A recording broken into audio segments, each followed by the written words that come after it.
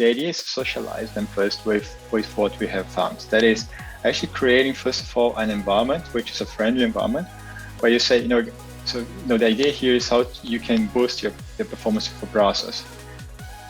Welcome to Process Pioneers, the show that takes a deep dive into the minds of decision makers, key influencers, and process experts who are pioneering the world of everything process.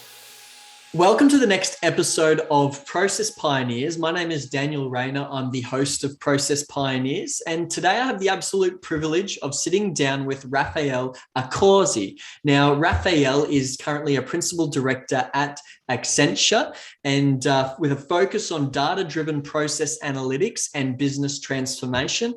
I'm very excited for this conversation. Rafael, thanks for joining me. Yeah, Daniel, thanks for the invitation. Thanks for being here. It's really a pleasure to be there. I saw people here, which I thought, wow, these are pioneers, and I'm in the same room with this guy. So really cool. That's amazing. And how did you first get into the area of business process management? Did you stumble into it, or was it something that you were formally educated on? Well, actually, I stumbled into it when I started my PhD thesis, 2004. So at that time, we were looking at processes or like business transactions, let's say, in different ways. It could be before the fact that you're looking at the models and checking whether these models are correct or not. Then you can do a runtime. It's a monitoring thing, so kind of enforcing so-called safety kind of properties. And then there's an after the fact, to discover things what are happening. And then I was thought, okay, well, actually, there's a lot of work in looking at models and machine-driven verification of models. There's a lot of runtime detection thing, but actually the part of forensic kind of thinking, like looking at the processes from a back end perspective and after the fact, it's an open area, right? I was like, okay, well, how can we do that? So then I stumbled into the so-called workflow mine. It was at the very beginning of what Bill van der Waals actually brought as a process mine later on. I thought, well, actually, this is a nice thing because you're combining the thinking of processes in a formal way because you're reconstructing models, but you're doing that from the data perspective. Right, so it's a way of understanding processes. So I kind of stumbled into that for an interest. I then go to my supervisor and say, I have this funny idea of looking at process from a kind of a posteriori perspective. And they said, well, this seems to be new, so just start doing it. Let's see how you go. And then we started actually looking at those things from a perspective of information flow. I mean, sounds absurd, but it's good. And so if you have a process, who is getting which sort of information, right? So you want to understand that and understand that was information leak from a confidential part of the process to less confidential part of the process, right? And of course, what I did was to say, how can I reconstruct the models, first of all, from the data, and then analyze those models in a kind of formal fashion to understand the possible information leaks. And security policies were being then circumvented or not. So it was a nice piece of work with actually a lot of traction in terms of papers we did and tools that we provided at that time. And from that onwards, we started also thinking about what can be the fact of privacy in those processes, because you think about data leakage, it can go to privacy as well. And it's nice to see that this topic is picking up now, especially even in the context of GDPR, that you're looking at those processes from that perspective as well. So I see myself when I'm reviewing papers and all sorts of things. I see, well, the research we did back 2010 or something was actually valuable. So it was fun. It's fun to see that. It's fun to be part of it still. And I think it is an area. I mean, generally, thinking about processes and process management is going to be an evergreen going in the future, right? I mean, it's going to be always something worth looking at, irrespective of technology, irrespective of how these things are going to run away. That's amazing. And how did a data-driven process management change the world of BPM? Because I think that there's certainly been a lot of organizations that have journeyed into the whole process management space. For some organizations have embarked on these long sort of programs or pieces of work where they've been holding workshops, having conversations with subject matter experts, trying to understand what's the processes, what's actually going on. And now we've got new technology where it gives us, I guess, data-driven insights or process analytics around exactly what's going on, when it comes to process mining. How has that really, I guess, flipped the BPM world on its head? Has it changed much? Do you think there's been a significant shift? There has been a shift because, if you think about that, I would say even in 5 to 8 years time behind us, there was still this thinking about, everything has to go workshop driven. And what I see now is a kind of a wish to be data driven. Also, companies don't invest a lot of money to be data driven. What I see still is a kind of a difference between, this is the level of what I want to be data driven and the level to the extent to which I'm really data driven. So kind of to be state and as is state is a bit different, right? And this is not surprising because it's a different way of thinking. It's a different way of managing processes. It's also a cultural change because you have more transparency. And sometimes, if someone is, managing a process for like 10, 20 years time, and I see that very often, so they know the process in and out, right? And they can manage and kind of, understand what the process is. They might know where the process, have some hiccups. But, it's difficult to tell them, here you're doing wrong, right? Because, data tells me that, have a bottleneck. It tells me that you have excessive touch points. The process is working in a particular way, but you could be better. That type of transparency actually is necessary to improve process, to manage process in a particular way. But unfortunately, some cultural changes still needed in order to get there.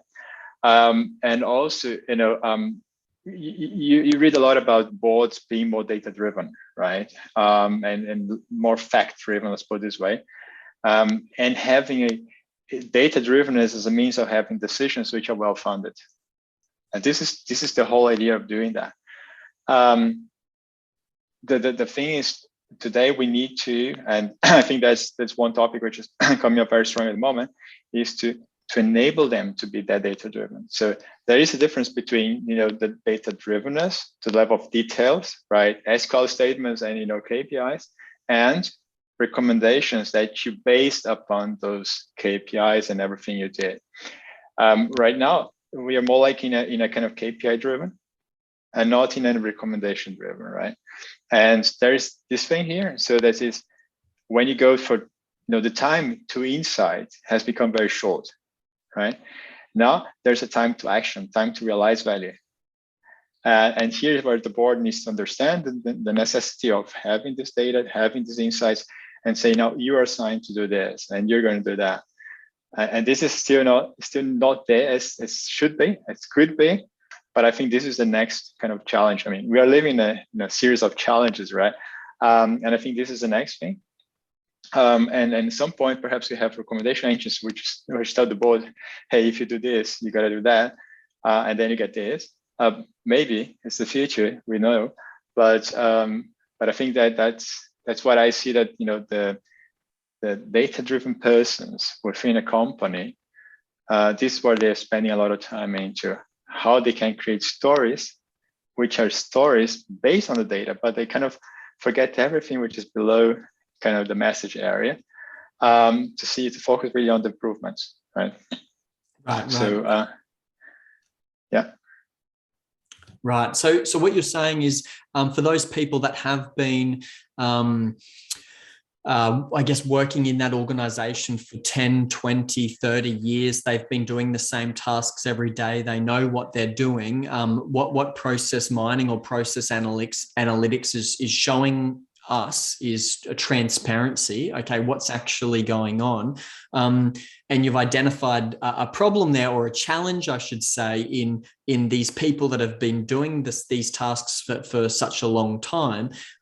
So how do you bring these people on board for the journey? Is it about introducing them to the data and allowing them to, I guess, like see the transparency of how they're actually performing and empower them to provide recommendations? Or how do you bring your people along for this journey? I think the first thing is socialization, right? So whenever I see the situation, there are two situations I would say, right? The one situation is someone is newly appointed a process owner, and he or she wants to have an understanding of what's going on here.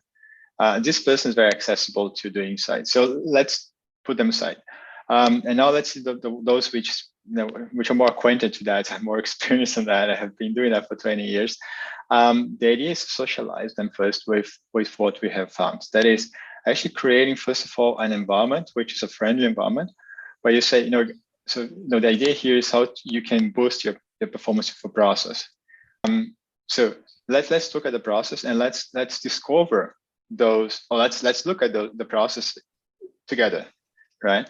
And not as a means of justifying particular stuff, but let me be the person as a conversational interface between the tool, the data, and you, right? So tell me something you want to know about the process.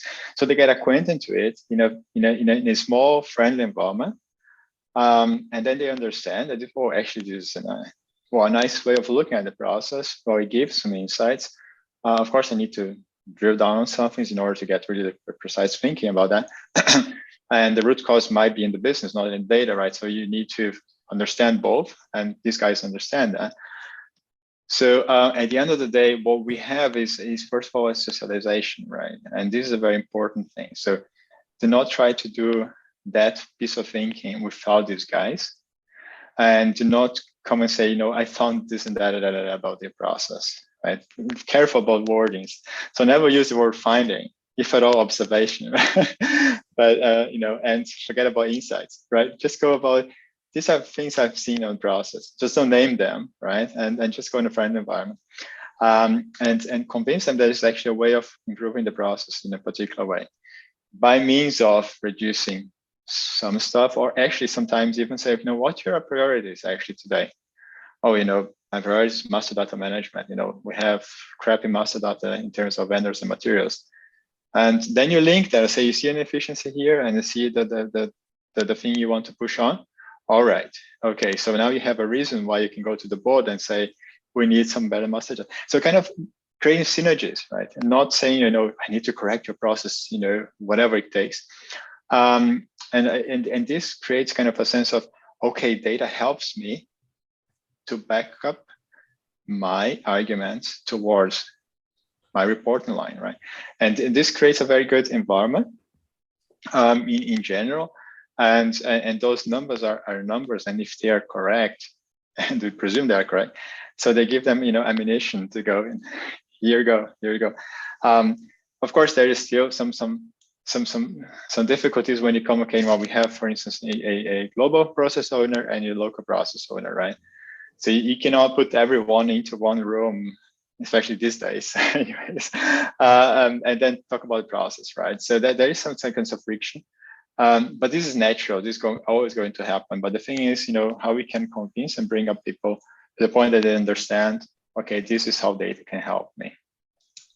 Yeah, definitely. And I'd suppose that when you're working with this person, when you're revealing the process, the areas of opportunity or inefficiency, the weak areas or the bottlenecks, I suppose that most people, if you're helping them make them look better, they're going to jump on board pretty quickly. If we present this idea of transparency in the processes as a way for them to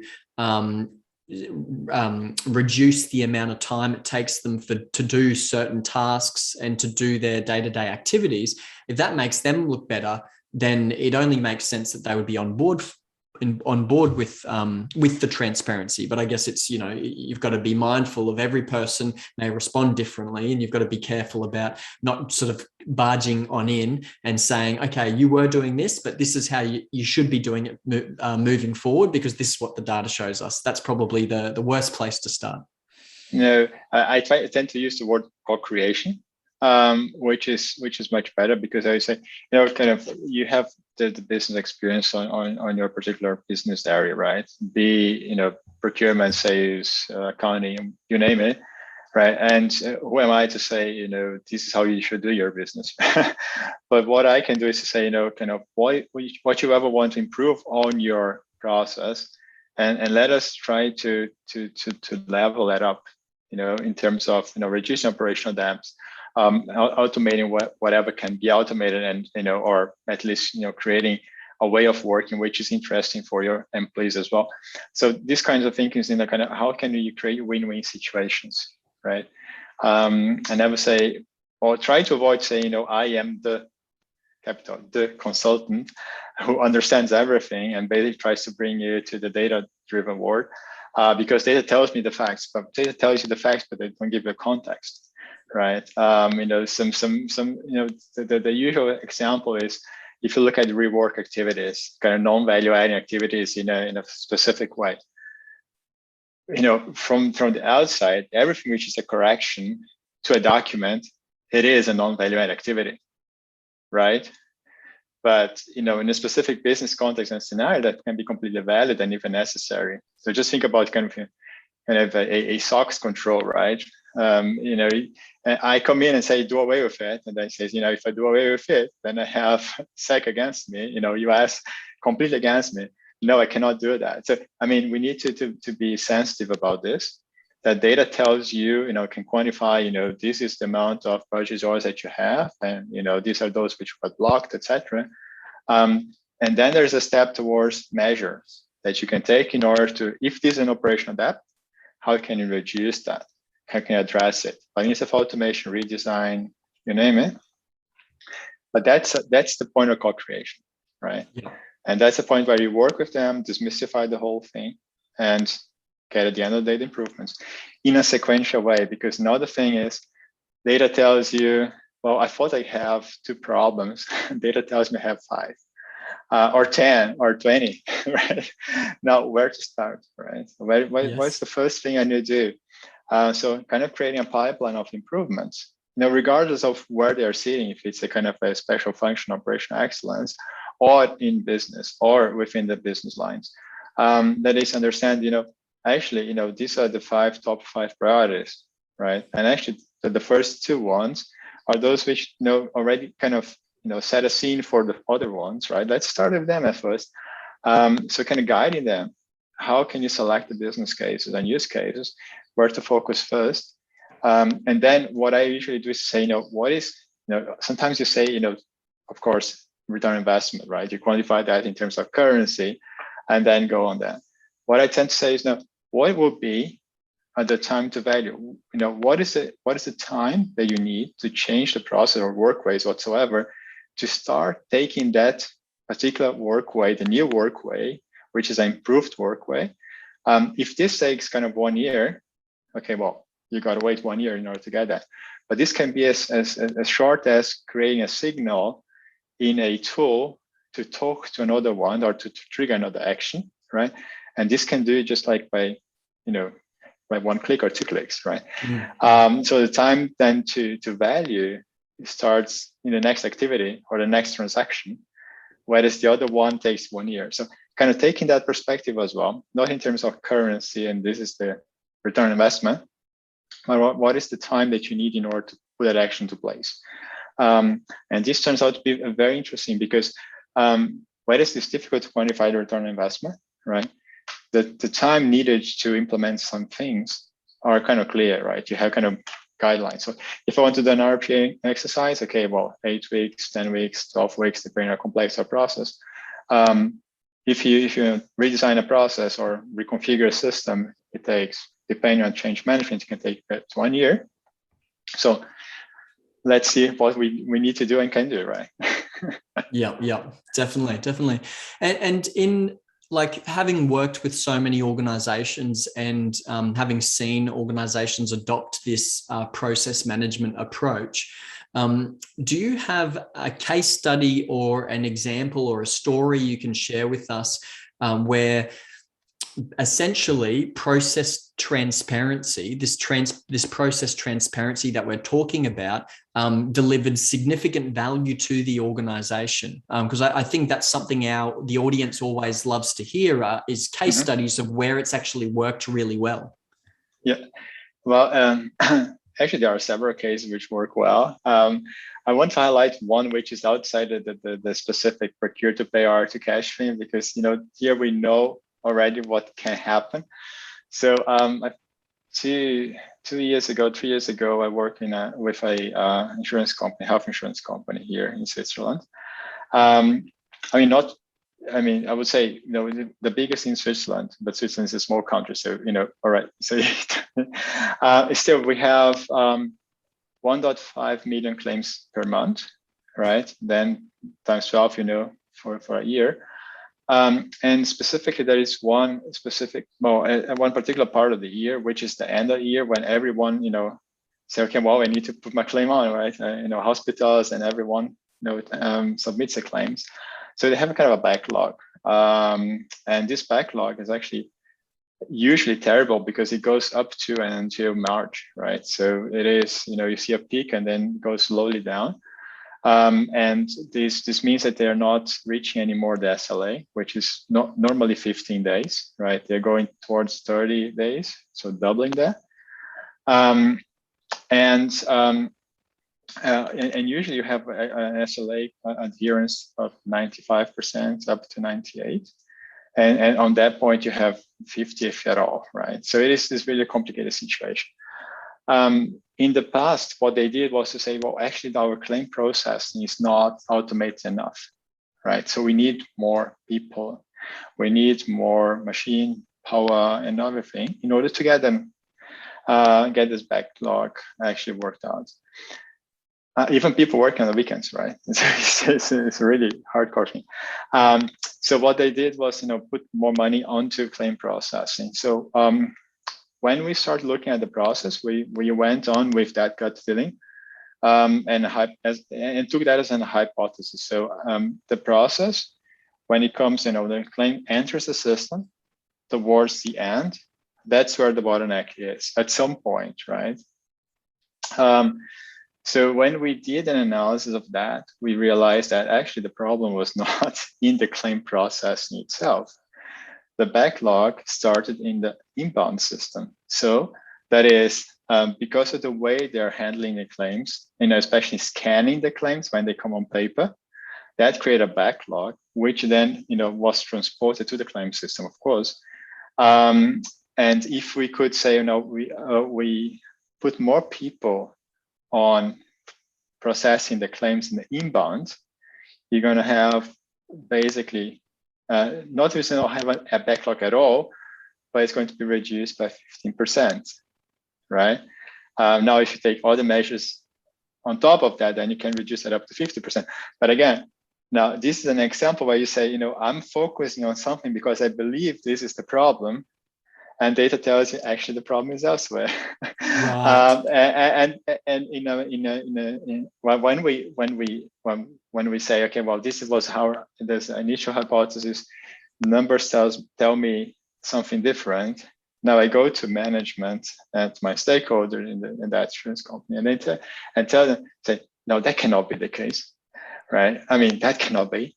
They say, well, actually, the numbers tell you that, right? So it's if we could say so. And when they understood us, the message said, well, actually, really, I mean, if things are standing there for 15 days and our SLA is 15 days, for sure, they will not make the for that SLA, right? They're spending the whole time already there. Now they saw that and said, okay, well, let's change our strategy, right? Let's put more people on processing that. Let's make claims more automated in terms that they are digital and not on paper anymore.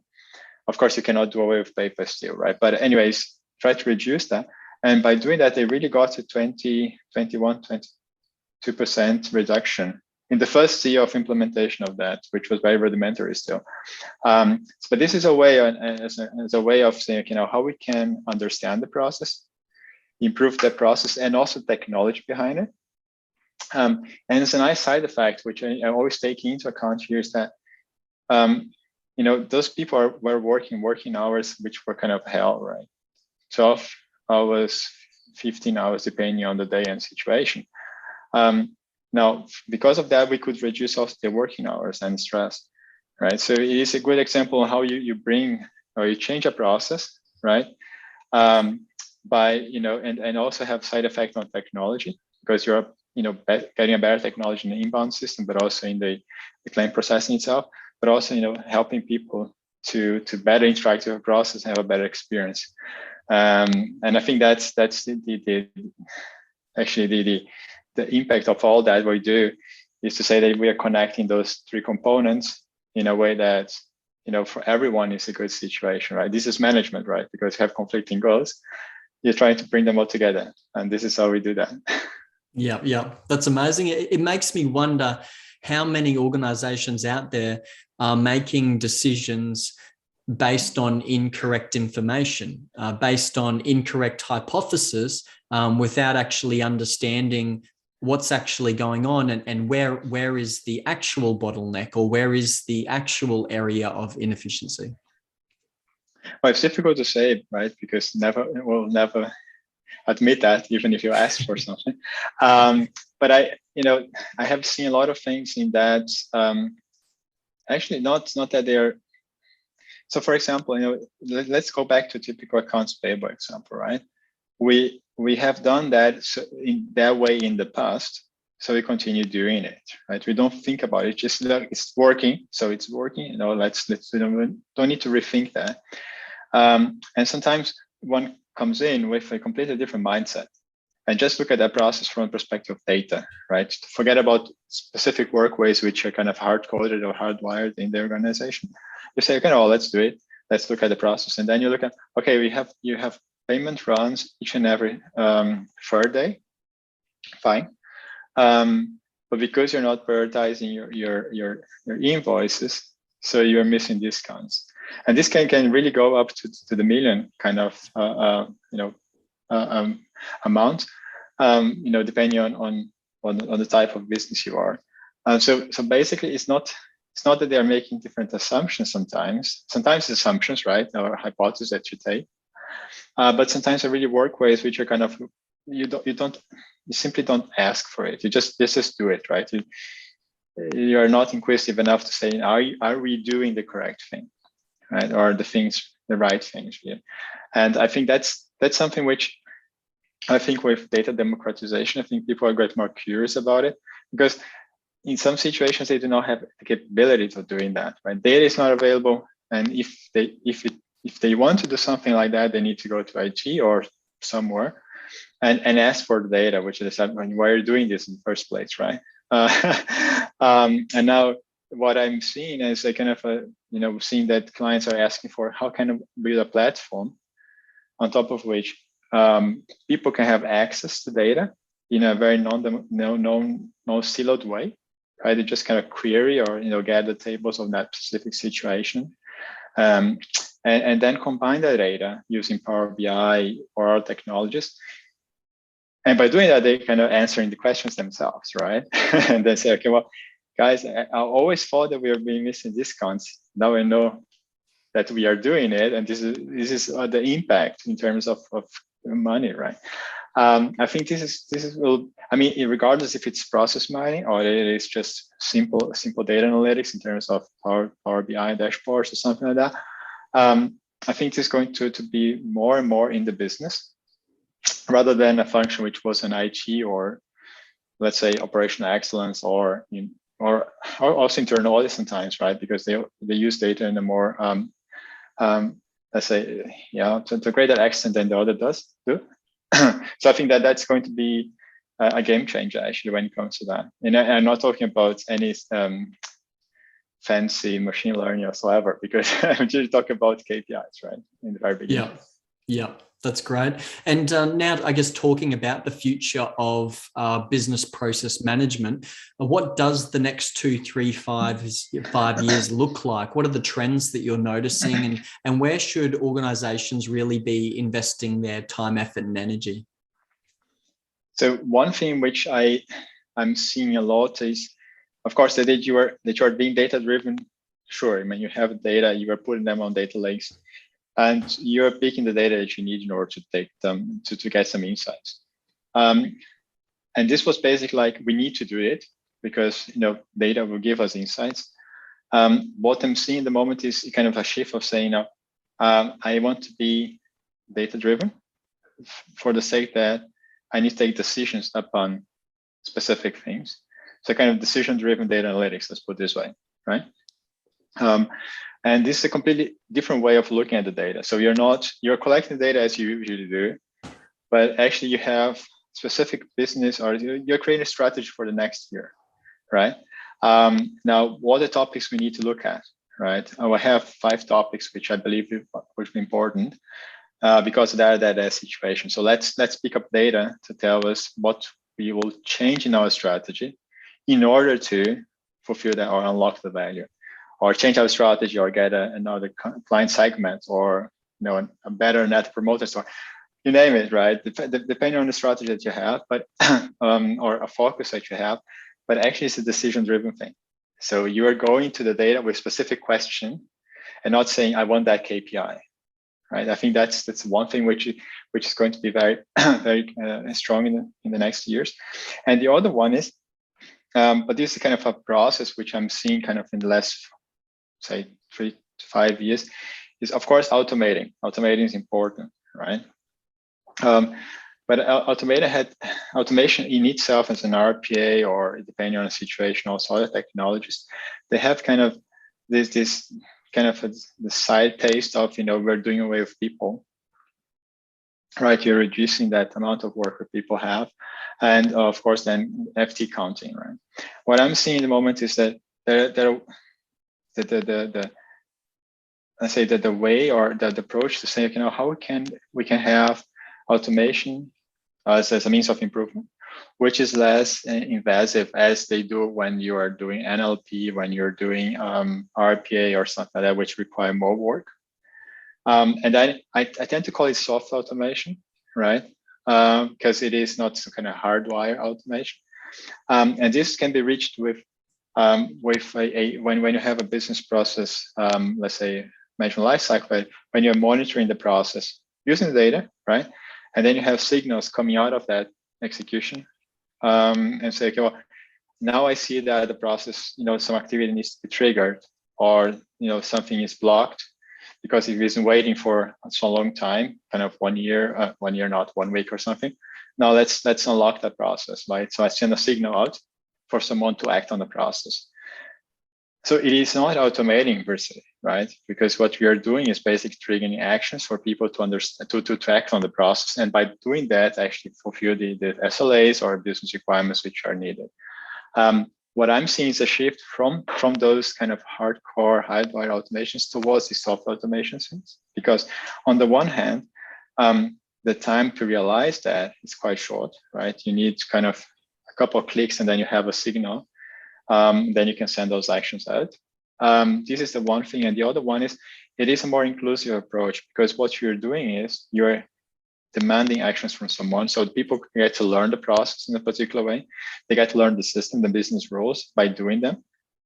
And you're enforcing them somehow at the same time. So it is more like something which is more, if you think about the triangle of business, process, technology, and people, is more like something which takes all into account.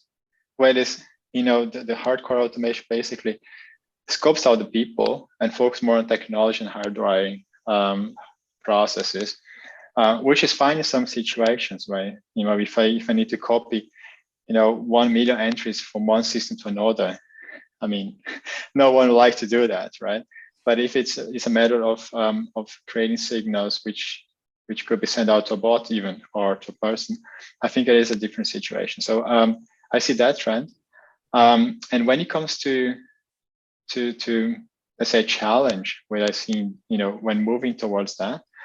One thing I see might be weird, but we have a data foundation, right? The data foundation, if it comes from an ERP system, I would say fine. But more often than not, you find yourself in a situation you have one ERP system and lots of systems around it. In the best scenario, those systems around them are kind of standard systems. So let's think about Buzzword or Blackline or something which kind of connect SAP somehow. But in some situations, they are kind of legacy systems. And if you go, it might again be funny, but if you go to a bank and you say, what is your main kind of backend system that you use? It could be a COBOL implemented 40 years ago, right? so it is. Well, perhaps I still know what that means, but some people would say COBOL. What's that actually? And that's the funny thing about that, is that you still to get a uniform data foundation, especially on financial services where you have more kind of legacy systems and a more heterogeneous landscape of systems. I think that's a bit of a problem. So like how to get that. And what I see also as one challenge, apart from data foundation, is the fact that the processes are getting more and more complex. They're not getting easier by means of automation or by other means. Is that you have different business models, you have different client segments, and you want to personalize that to a certain extent, right? You don't want one size fits all customer servicing. You want one which takes into account the segments that you have. And of course, this creates a difficulty when you're managing those different things, right? So I see that as a one specific challenge that you have, because you have different rules for different kind of things, and managing those things require those different processes and business rules requires, of course, expertise in those specific areas, right? And getting insights from them is going to be again more difficult. But anyways, this is one challenge. And the third one, and that's going to be funny because now we're talking about personalization, basically, right? Talking about processes which are tailored for a specific product line or customer segment whatsoever. And insurance companies are already doing away with rules and say, I don't care about creating hardwired rules in the business process engine, but I'll say, no, let's AI understand the process, kind of training basically first, right?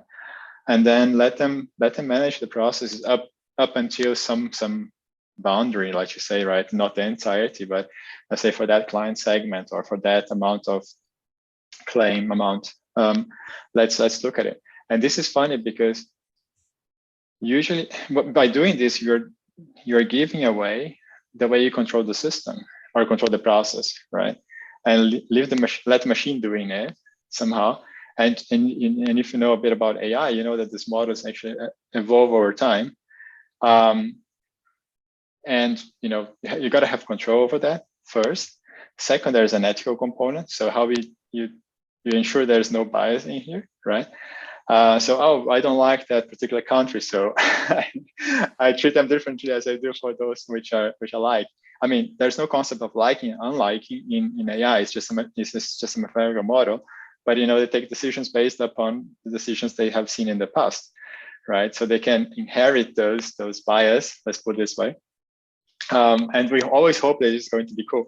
And finally, I think this is the way, right? You're getting more automated. You need to take those things into account.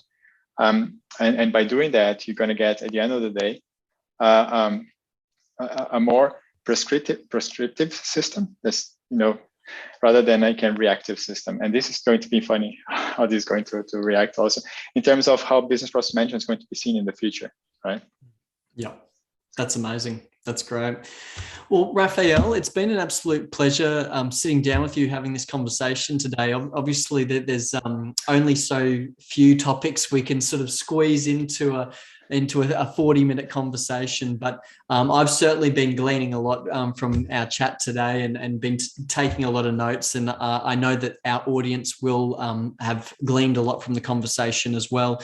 I guess for those that maybe you've sparked some ideas around process management, process analytics, what it can do for their organization. How can people, I guess, reach out to you maybe with follow-up questions or follow along with your journey and the various information and reports that you're releasing? Well, yeah, I mean, just contact me on LinkedIn. It's not a problem at all. Just ping me and then we can have a chat. I think it's the best way to go. But don't use email because I don't like it. No, really, it was a pleasure being with you, Daniel. I think it's really great series of talks you're doing. Very instructive. I've seen them all in the past. It's very, very nice. And wish you all the best in the future.